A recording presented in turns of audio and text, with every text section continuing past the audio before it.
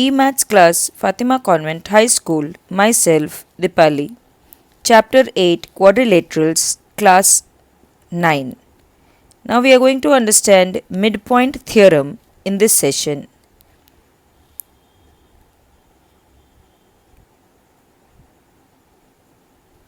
Midpoint theorem.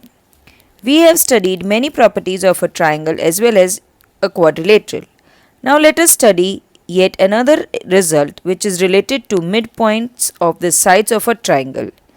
Perform the following activity. Take a triangle and mark the points E and F of two sides of triangle. Join the points E and F as shown in the figure. So E and F are the midpoints of the triangle,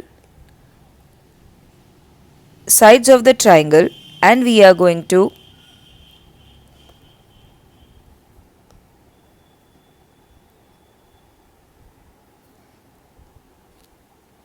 draw a line connecting this E and F. Now you see that if you measure E and F and B and C, an angle AEF and angle ABC, you will see that these two angles are equal and length of EF is half of BC. So you can say that EF is parallel to BC. Why? Because angle AEF, this angle, and angle ABC are corresponding angles, and we already know a result related to corresponding angles and parallel lines, that if the corresponding angles are equal, then the lines are parallel. So from this we come to a conclusion and the theorem that the line segment joining the midpoint of the two sides of a triangle is parallel to the third side. We can prove this theorem using the following clue. Observe that figure 8.25, in which E and F are midpoints of AB and AC respectively and CD parallel to BA. Triangle AEF is congruent to triangle CDF by ASA rule. That is, if you observe here, we know that triangle AEF and triangle CDF, here we have two angles congruent, that is vertically opposite angles, and this angle also is congruent. They are alternate interior angles of the two parallel lines AB and CD, and AF is equal to FC because F is the midpoint. So now we can say that AF is equal to DF and BE is equal to C, AE is equal to DC. Why?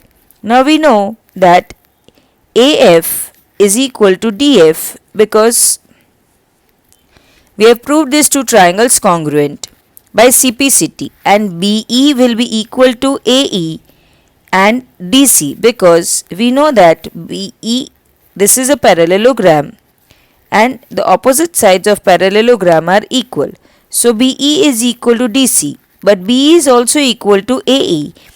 Therefore, you can say that these two sides are equal to each other.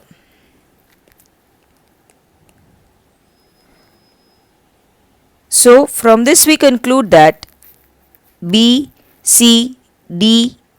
is a parallelogram. Now therefore, if it is because each pair of opposite sides are equal and parallel, therefore we can say EF is parallel to BC. We have already proved, and we have already noted that EF is equal to half ED and EF is equal to half BC because F is the midpoint of ED as well. So is the converse of this theorem true? Yes. The line drawn through the midpoint of one side of a triangle parallel to the other side bisects the third side. So if the line is given parallel and is passing through the midpoint, then it will also pass through the midpoint of the third side.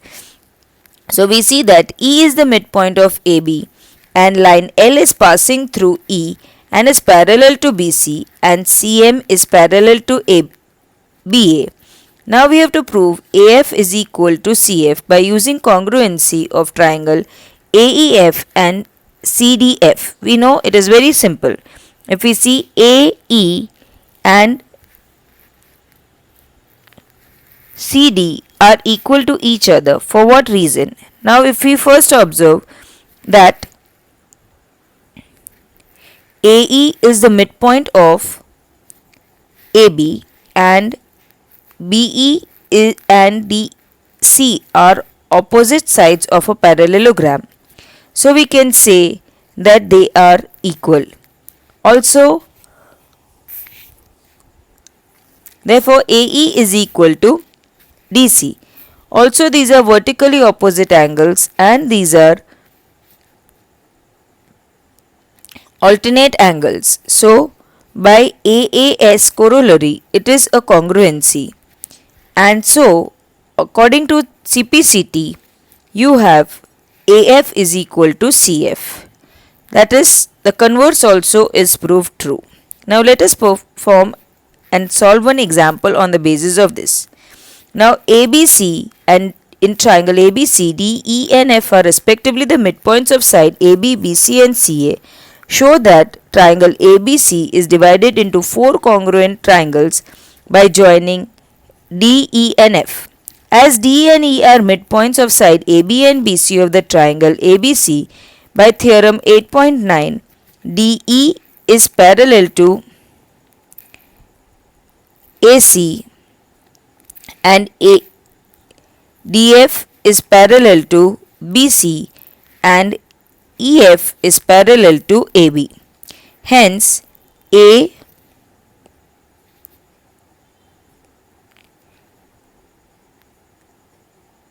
D E F is a parallelogram and B D F E also is a parallelogram. So we have one parallelogram this way and other parallelogram this way. And same way D F C E is also a parallelogram.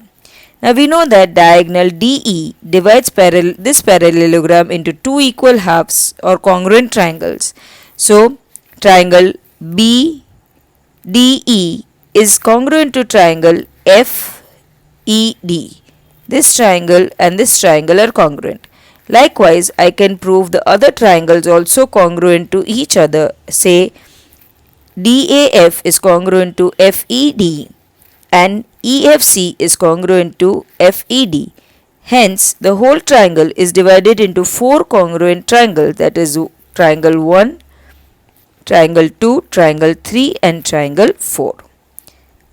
Now, let us solve example 8. Line LM and N are 3 parallel lines intersected by transversal P and Q such that LM and N cuts equal intercepts. This is called intercepts AB and BC on P. Show that LM and N cut off equal intercepts DE and EF on Q also. We are given that AB is equal to BC and we have to prove DE is equal to EF. Now trapezium AC FD divided into 2 triangles by the diagonal AF. Now we know triangle ACF and triangle AFD.